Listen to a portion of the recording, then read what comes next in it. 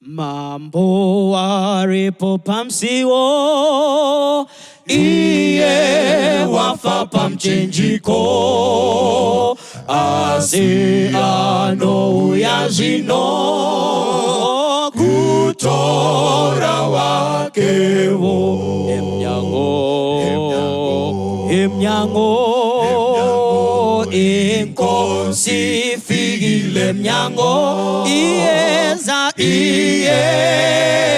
yoni yeza, isifigile mnyango, ziwoniso zekuya, zino ziri kuitika, atoona nekukasika, iwo musi wakanaka. Emnyango, inkosi figile mnyango, iyeza, yoni yeza, isifikile mnyango, Mosana gise pasipo, kuti kosine dambuzo, dakaramo ponesiwo, iye ye pasipo. Emnyango, inkosi figile mnyango, iyeza,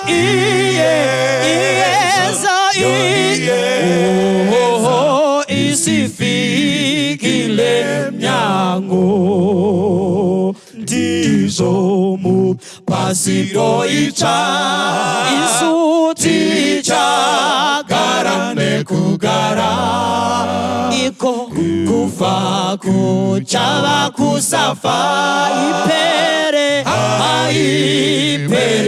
ngowa. Emnyango, inkosi figile mnyango, iyeza,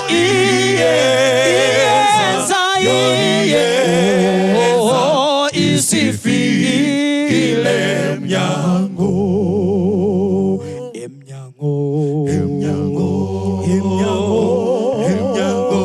inkosi figile mnyango, iyeza,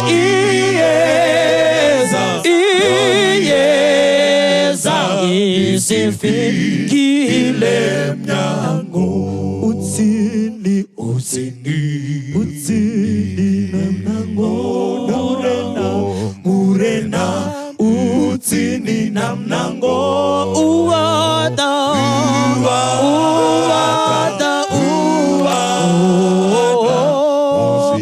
zika munangoni, utsini, onamnango, murena, utsini namnango, uwada,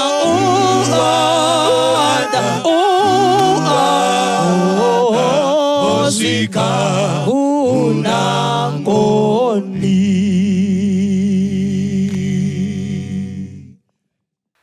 Tenzindi tugamire, mukati meshieto, mananda dibata, dimido, diwige, dimimu tugamiri.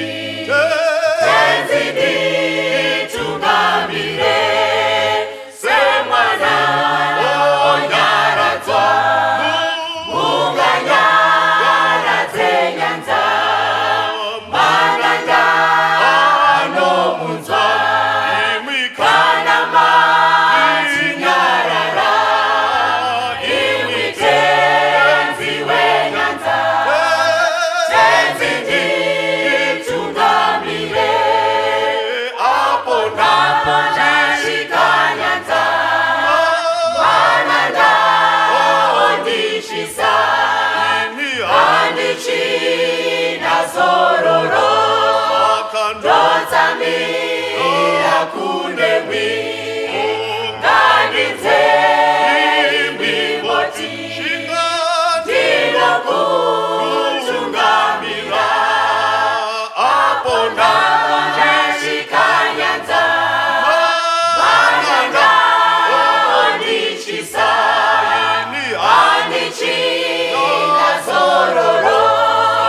ndotamira kunemi nganitei mimoti ndinokutungamira nganitei mimoti ndinokutungamira nganitei mimoti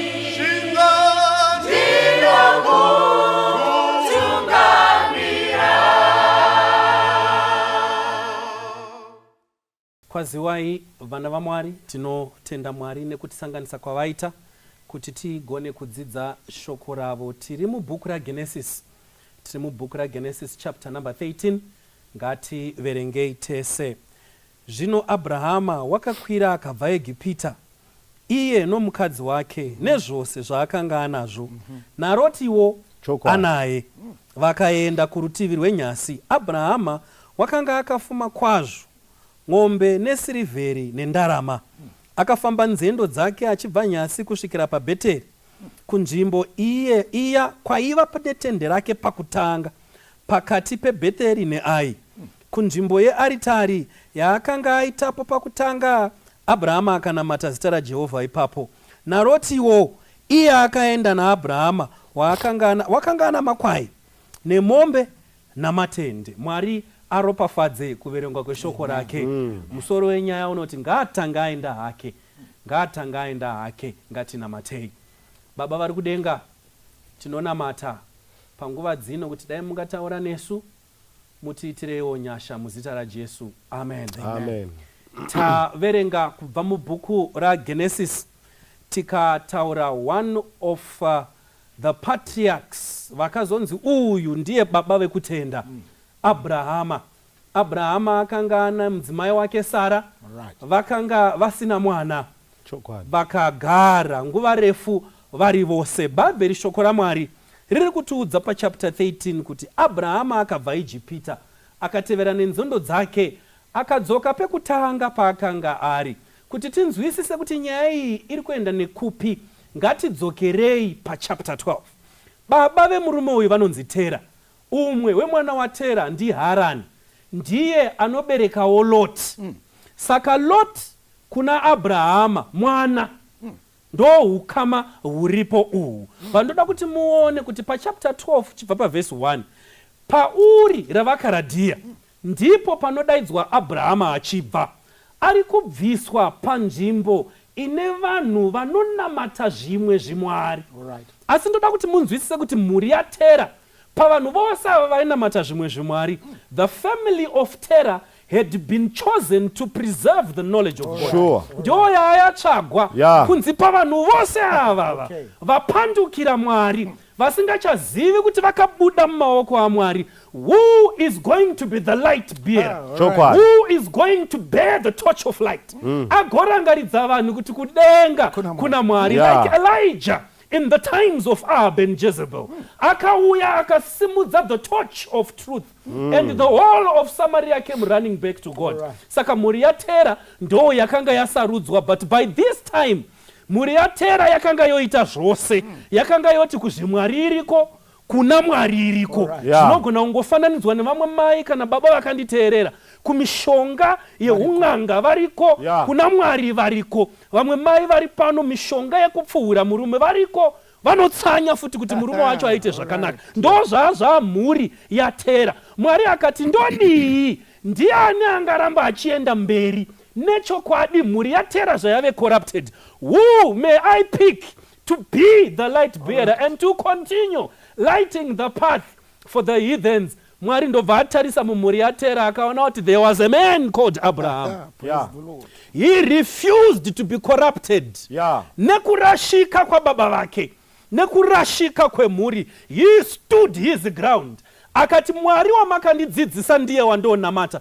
And God had to call Abraham from his family. Saka Abraham anodaidzwa pana Genesis chapter number 12.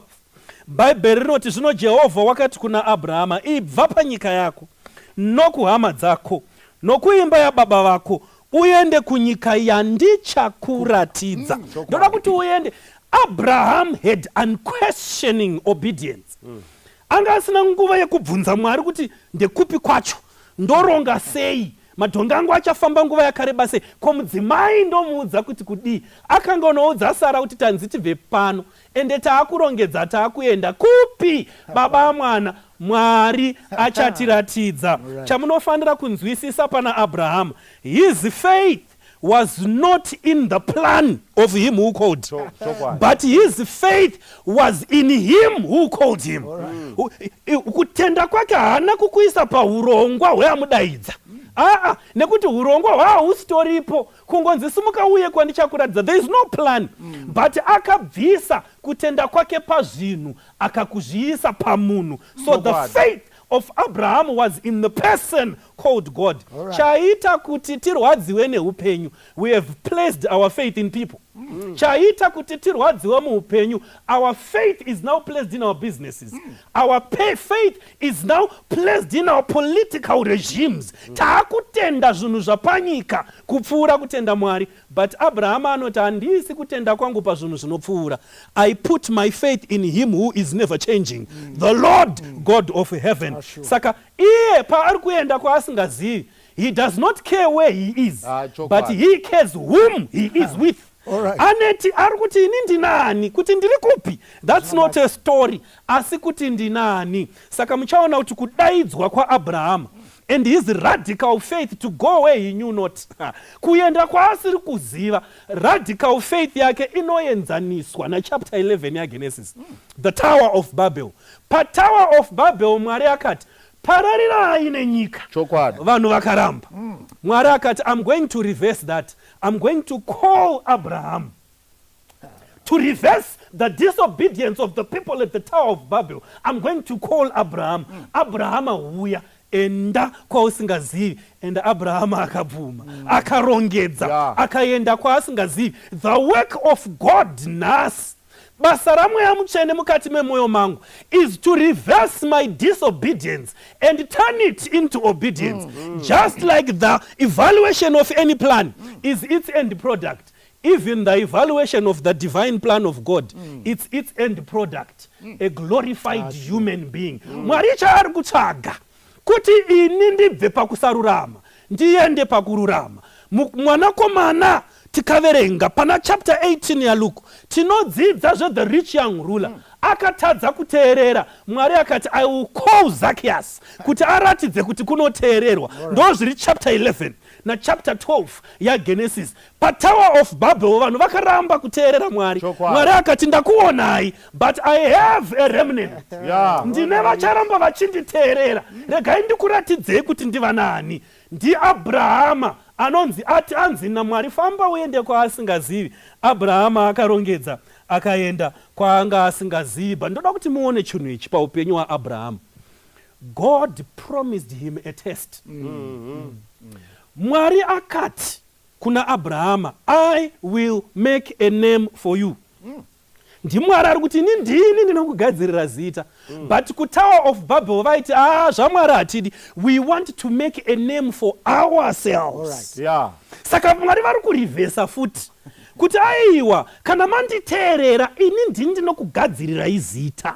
Vanhu vazhinji tarwa kugadzira mazita, and yet we disobey the one who can make names for us. Saka Mwari wakarivhesa zvose zviri pa chapter 11 akazvirivhesa nemavhesi 5 pana chapter 12 anga azvirivhesa. Saka Abrahama anonzi naMwari, I am going to bless you, and many nations are going to be blessed through you. Chakutotaurwa apa kuuya kwaJesu nekuberekwa kwake, and many nations have been blessed through Abraham. Nemhaka yekuti he rejoiced to see the day of Christ. Jesu atarisana navaFarisi vakuitirana nharo dzekuti mukuru ndiani. Jesu akavaudza akati Abrahama wamuri kutaura, before he was I am. Abraham rejoiced to see my day. Ndo zvaaitaura. Akaratidzwa zuva iri pa chapter 12 kunzi all the nations are going to be blessed through you. But ndoda kuti muone kuti when God promises a blessing, he first sends a test. Kana Mwari akuvimbisa ndichakuitira zita, uchava wakaropafadzwa, uchaitirwa zvikuru. Haangotangi nekukupa chikomborero, anotanga akuedza. What was the test of Abraham? Rongedza uende kwausingazivi. But kana wateerera, then you have faith in the one who has promised, then I will bless you. Vazhinji vedu tatadza kugamuchira zvikomborero because we have failed to pass the test. Takatadza kutivira pakuedzwa naMwari, and we failed to receive our blessings. Vamwe vedu takabatirira pamabasa atinoziva kuti Mwari havadi, and yet the Lord has blessed us. Pass the test, let go what you're holding on to, and experience the blessings of the Lord. Vamwe vedu takabatirira pama relationships atinoziva kuti Mwari haadi. Pass the test, let go the relationship, and enjoy the blessings of the Lord. Chakukonesa kuenjoy zvikomborero zvaMwari saAbraham. You are failing the test. Uri kuramba kuvimba na akakuitira zvakanaka. Bandoda kuti muone chinhu ichi. Ari kuvingwa nerukoko ndiAbraham ega. Saka waaifanira kutora pamudzimai wake vobuda vari vaviri.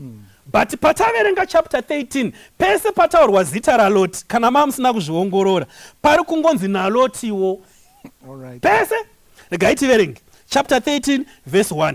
Abrahama akakwira akabva Ijipita, iye nomukadzi wake nezvose zvaakanga anazvo, naRotiwo anaye. Verse 2. Abrahama wakanga akafuma kwazvo nemombe nesirivheri. Verse 3. Toda kuti tiverenga, akafamba nzendo dzake achibva nyasi kusvikira paBheteri, kusvikira iye kunzvimbo iye kwaaiva netende rake pakutanga paakanga. Verse 5. naRotiwo. Saka Lot is clinging to the call of his father.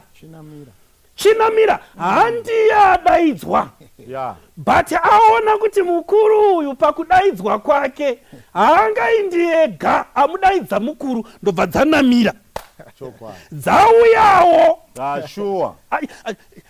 Ukaverenga creation kunonzi and the stars also. Saka and Lot also. He is not part of the call, but he is following the one who has been called. Saka rukoko chairwo rwakauya kuna Abrahama, asi Lotiwo akatevera. Maita basa mfundisi. Shuwa Abraham parwendo Mwari vamudaidza anotakura naLotiwo, mwana wemukoma. Zvotidzidzisewo kwatiri savatendi. 1 Timothy chapter 5 verse 8 inoti, uyo usingachengeti hama, especially vemba yokwake, he has denied the faith and is more than infidels. Ma-infidels, these are direct enemies of God. Nganga navaroi namasvikiro, these are infidels. But Mwari kuti kunyangwa uri mutendi, you are worse than them. You are just but a hypocrite. Wakaziva kutenda but haudi hama. Vana vemukoma vanochengetwa nama t-shirts amapato vachishaya chokudya but iwo uchirarama. Mwari atibetsere tirangarirewo also the Lords in our context of our families. Mwari atitire zvakanaka tidzidze pana baba Abraham. Genesis chapter 13 verse 6 to 10 inoti, nyika ikasavaringana kuti vagare panzvimbo imwe, nokuti pfuma yavo yakanga iri zhinji, vakasagona kugara panzvimbo imwe, vafudzi vezvipfuwo zvaAbrahama navafudzi vezvipfuwo zvaRoti vakaita nharo. VaKanani navaPerezi vakanga vagere panyika iyo. Ipapo Abrahama akati kuna Loti, nharo ngadzirege kuvapo pakati pangu newe napakati pavafudzi vangu navafudzi vako, nokuti tiri hama. Ko nyika yose haizi pamberi pako here? Paradzana hako neni kana uchida kuenda kuruboshwe iwe, kana kuenda kurudyi, ini ndichaenda kuruboshwe. Roti akasimudzira meso ake akaona bani rose reJorodhani kuti rakanga riine mvura pose, Jehovha achigere kuparadza Sodoma neGomora.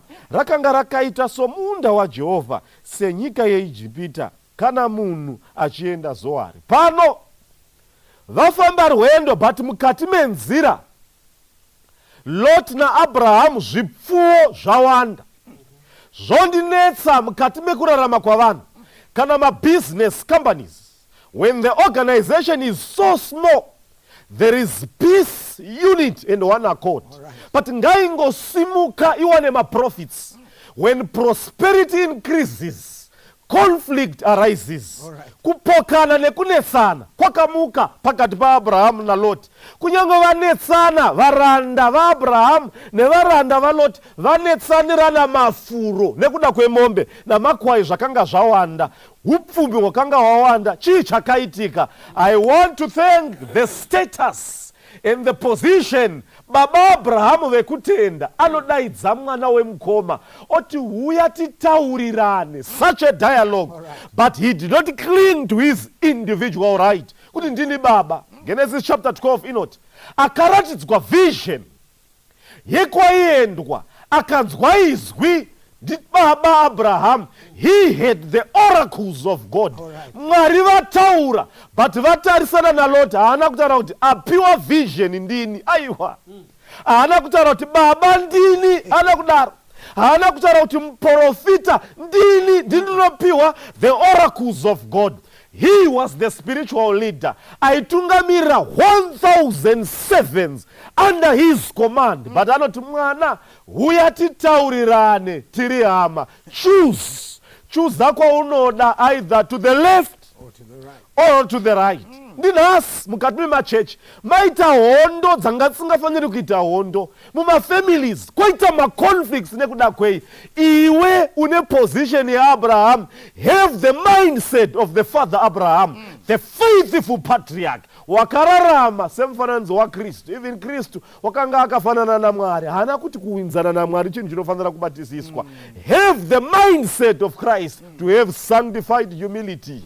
We don't win arguments, but tinogona kuzvininipisa for the sake of our own brethren. Mwari atitungamirire. Zvinonzi Abraham ati kuna Lot, choose. Lot akasimudza meso ake akatarira the Transjordan Valley. Akaona bani rakasvibira rizere nemvura namanyowa. He just trusted his eyes. But pose akaona munana wa Mwari.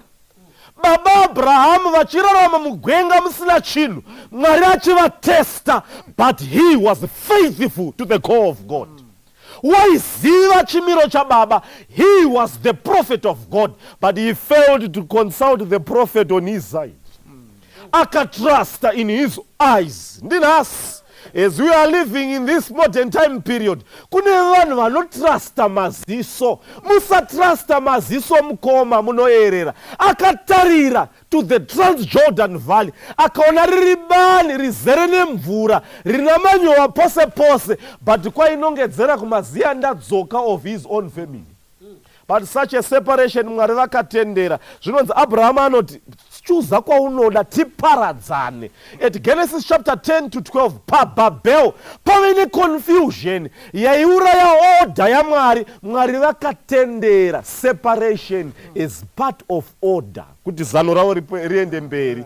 Kuparadzana kwa Lot na Abraham, that was a solution for order kuti chimiro chechitendero chifambe zvakanaka. Mwari vakatendera Lot ngaende hake, vasiya Abraham ari munzvimbo yechipikirwa yeKenani. Zvinotitaridze pana Lot. Lot wakatrasta namaziso zvikamusiya kumaziya ndadzoka.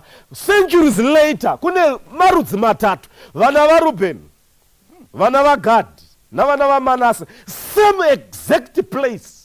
Vasvika paTransjordan Valley pakamirwa naLot. Vanotrasta maziso, nyika yechipikirwa vachiona. Voti kuna Moses, they sugarcoat their request with a spiritual motive, yet it was an economic reason. Vanoti tawanirwa nyasha, kana tawanirwa nyasha pamberi paMwari tirege hedu to repossess Kenani yakataurwa naMwari. Even namadzibaba toda pano pana mafuro Greenland.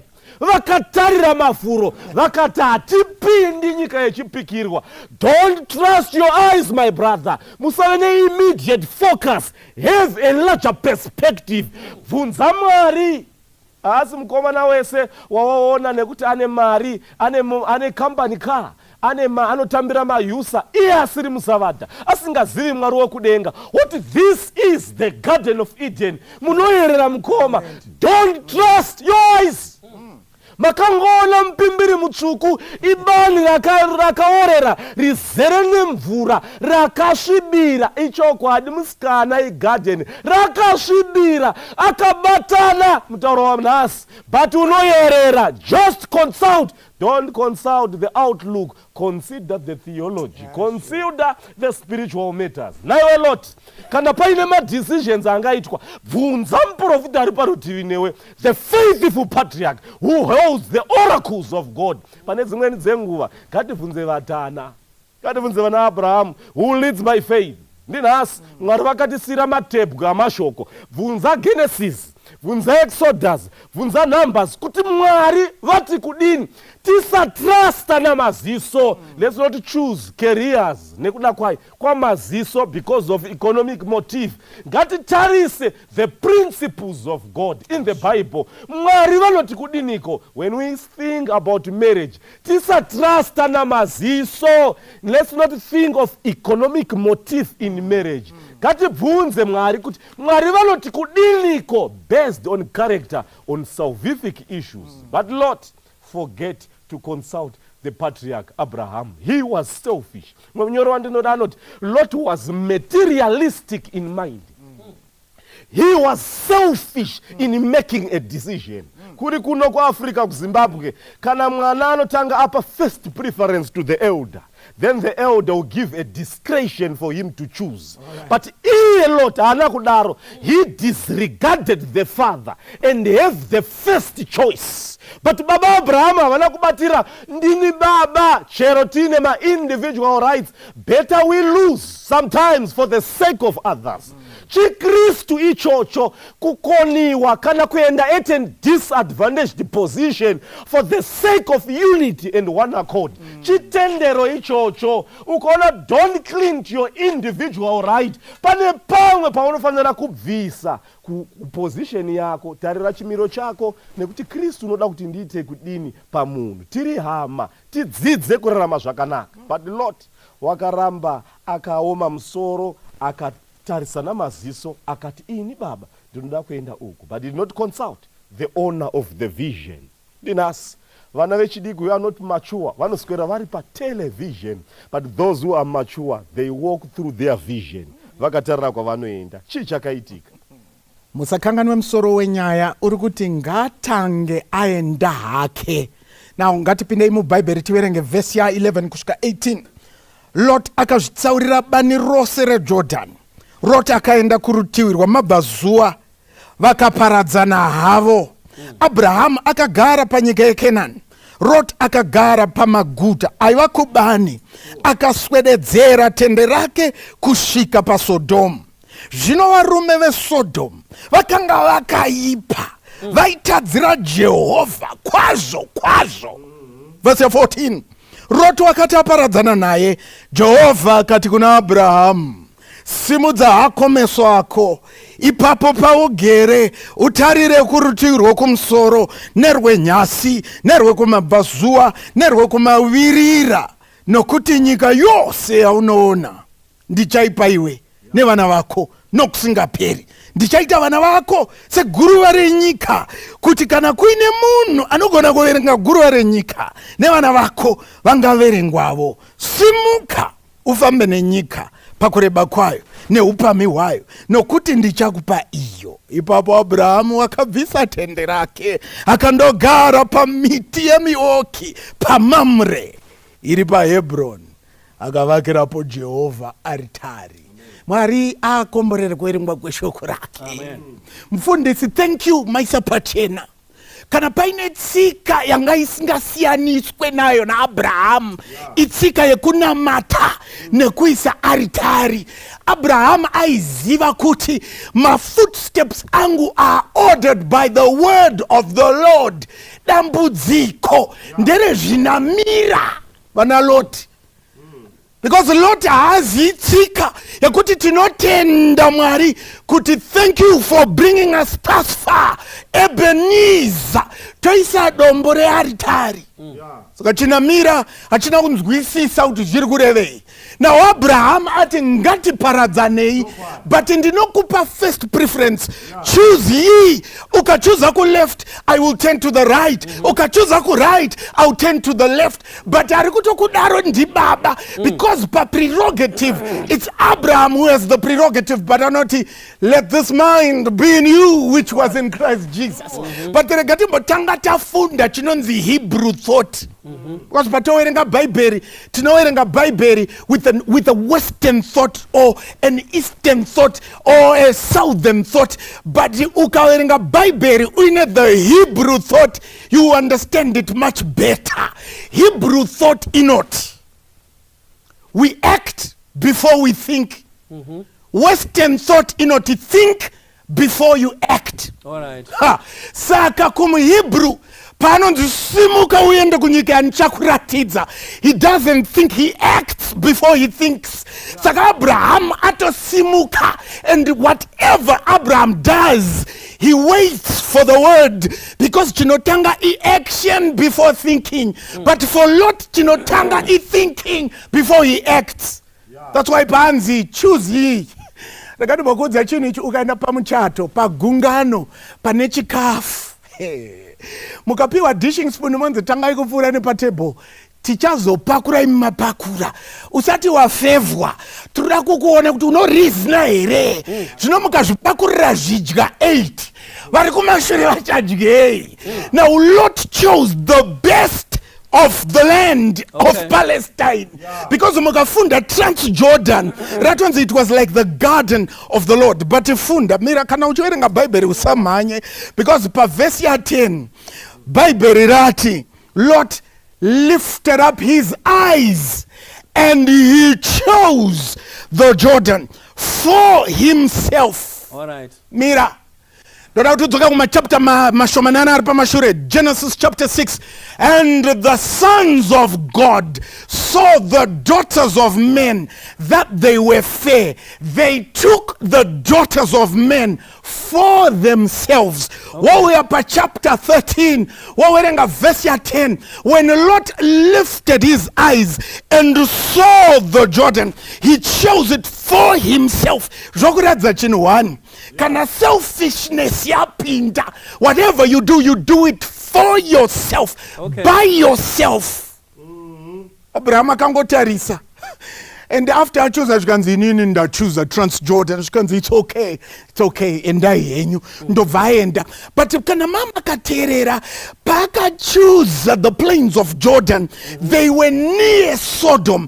Hana could choose a Sodom. Don't get this twisted. Lot knew could underpin him Sodom. Sodom never rumeva kaipa. But in I'll just choose near Sodom, but not in Sodom. Lot urimudiki nechite. Chitema chakatotanga usati wapo. You cannot outsmart the devil. Sakanyangwe urinie, because Satan anoshanda in proximity like a magnet. He will look for the ferromagnetic material in you, and he does not need to come in contact, but as long as you are close. Saka lot of vachanogara near Sodom. Chikati the land is fertile. But ichona manji, because when you come to chapter 19, mubvunzo wa maifano wakubvunza, Lot akaguma sei amu Sodom, yet he pitched his tent near Sodom, not in Sodom. Sin will engulf you. Kuna kutamba nechiviso, kutamba nemanamba, madzimai evanhu chiti ingori WhatsApp, uri mudiki nechitema. Great controversy yakatangira kudenga. Isaiah 14, iwe nentisati tako changa chatoti, I will be like the Most High. I will exalt my throne above his. Uri mudiki waita mutete. Noguma wa mumsodom. And guess what? Mwari ndokutarisa Abraham. Abraham angosirwa asvikanzi imotoroko indotoroko. But ukafunda manje verse 11.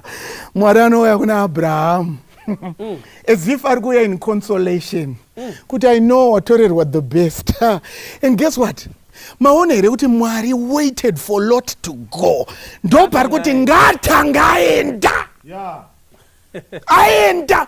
Mwari ndokuuya kuna Abraham. Zvikanzi Abraham, chi simudza ende inzwa language. simudza meso ako. The same wording iri pavhesi ndo the same wording iri pa10, ndo the same wording iri paGenesis 6 zvikanzi simudza meso ako. But pane chasiyana. When Lot and the sons of men were lifting their eyes, they were lifting it at their own injunction. But as for Abraham, he's lifting his eyes at the injunction of the Lord. Amen. Because Abraham anorarama thus saith the Lord. Yeah. He acts before he thinks. As for Lot, he thinks before he acts. Jordan yakanakira mafuro. Jordan yakanakira muriangu. Jordan, you are thinking before you act. And guess what? Mwari ati kuna Abraham chisimudza meso ako and tarira nyika kumabvazuva kumadokero kuchamhembe. Zvikanzi ndo nyika ichava yako. Mubvunzo wamaifanirwa kuita. Why did you wait for Lot to go? All right. And if you study, this is the second time God is speaking to Abraham. The first time, Genesis 12. Abraham simuka ndikuendesa kunyika enchakuratidza. Period. Banyar. The next time God is speaking to Abraham is after Lot has departed. Maita yenyu mfundisi. God has to separate in order to bring order. Because many have been called, but few are chosen. Nekuda kwe inclination iri mukati ma Lot. Lot is materialistic. Lot anofunga dumbu. Lot anotungamidza thought before he acts. Saka Mwari ari kuti, I cannot speak to my children because amongst them they're materialistic people. Vanotanga wafunga gain. What's in it for me before I do this? If you call me, what am I going to get? Maitas a lot. God is going to wait for you to go. So God is in the business of sieving, sifting, separating the Lots from the Abrahams. And the Maita Basa Matudza, Lot Chinamira. After all, Akanonifananira na Judas. When they said they were called, but Judas, Matthew 8 verse 20, I want to follow you also. Mukoma muskuzia chamuruku tsaga. Zvikanzi shiri dzine matendere makava ane makungurubwe but ine handina pekuisa musoro. What you're looking for perhaps you have not yet considered. Zvikanzi I will follow you nonetheless. And I check magumisiro acho. And Lot later he regretted it. Because when he lost his family in Sodom, I'm sure akachima ndaisazviona sei mukoma mwarano gona kuti tangai maenda osara chitaura nevake. This is the time to reflect upon your life. Aren't you like a Lot who first thinks before he acts? Mwari ari kuti no, act before you think, because when I speak I don't need you to first make logic out of it. Just act. That's why we're in Hebrews chapter 11 verse 1. Now faith is the substance of things hoped for. The evidence is unseen. Why? Because we act before we think. But the Western world will teach you, think before you act. And Lot, you have to go. Then God will speak. God surely is sifting the wheat from the chaff. Wakawanda vanoshandisa thought. But God is saying, I don't need you to reason. I need you to act before you think. Don't musafe makatungamidza thought, because ukatungamidza thought, God will seem senseless in your eyes. But when you act, it is so sweet to trust in Jesus, just to take him at his word. Then perhaps God will speak. In these days, when you are sifting the wheat from the chaff, because here Jesus many are called, but few are chosen. Why? Because it's the chaff mixed with the wheat. But God has to winnow the wheat, and he has to remain with the wheat, and the chaff will be blown away. Church now blow away the winds of false doctrine, the winds of green pastures. Materialism. Chidiso chakwere. Noti mwari. musaita kuti nditange ndaenda kuti musari muchitaura newenyu. Neniwo apo modaidza vamwe neniwo musandipfure. If this is your plea and prayer, kwauri ikoko ndoda kuti unamate nesu, because God might sift you out. In fact, the endurance of the straight testimony, the true testimony, ndo the cutting edge, ichasplit a lot na Abraham. And lot aenda Mwari osara achitaura na Abraham. Kana uri munamato wako uri Mwari, I also want to hear your voice when you speak. Kwauri ikoko, pray with us. Ngati namatei. Baba vedu vari kudenga muzita raJesu, tinonamatawo panguva ino nemwoyo yakaremerwa neshoko renyu. Tinobvuma kunyangadza kwedu nekuti pamunopepeta nyika idi tinotorwa nemhepo yezvinhu. Pamunopepeta vanhu venyu idi tinotorwa nemhepo yedzidziso dzisiri idzo. Vamwe vedu sarudzo dzedu dzatinoita muupenyu tinotanga taendesa pamberi mafuro nekunaka kwawo, asi tichikanganwa kuti imi makati kudii. Hatishuviri kuva pakati pevanhu vamunoti Ngaatange aenda hake ndizotaura nevanhu vangu. Tinoshuvirawo chose kuti pamunotaura nesu tinge tiri pakati pevanhu vachakunzwai muchitaura. Tibatsirei kudzidza kubva kuna Lot, uselfishness hwake, chindini chake chakaita kuti atadze nyangwe kuremekedza mukuru kwaari, akasarudza panzvimbo yekuti ataure kuti imi sarudzai. Mwari tibatsirei tisava nechindini chinotoita kuti tikanganwe nyangwe basa renyu nekuti tinoda kuzviunganidzira pfuma yapanyika. Haina kushata, asi kana yakuita kuti tisakunzwei muchitaura yatishatira. Tibatsirei Baba vari kudenga, mutiitirewo zvakanaka sevana venyu. Musi mukuru pamunouya, isi tinoshuvirawo kuponeswa, nekuti vachakunzwai muchiti zvapera vagomhanya vachiuya kwamuri ndevamunenge musina kuti Ngaatange aenda hake, ndevanenge varamba vari panzvimbo imi Mwari muchitaura navo. Ivai nesu, mutiitire zvakanaka muzita raJesu. Amen. Uyai mudzimbu mchene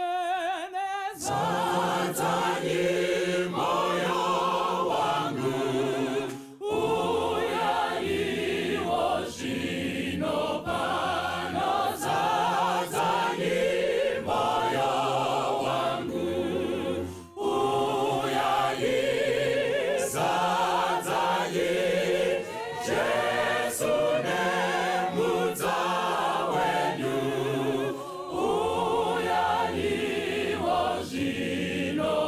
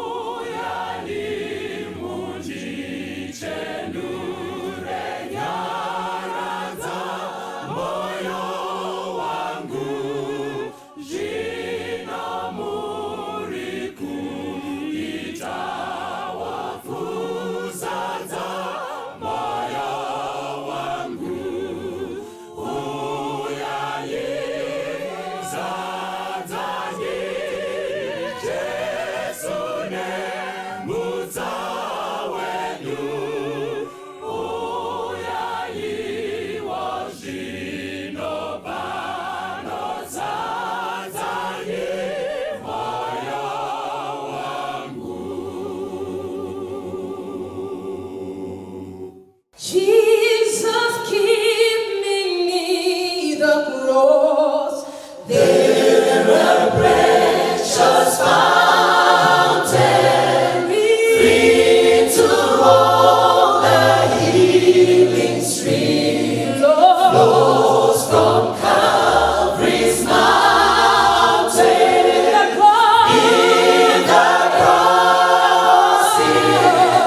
cross, be my glory ever, till my wretched soul shall find rest beyond the river. Near the cross, a trembling soul, love and mercy found me. There the bright and morning star sheds his beams around me. In the cross,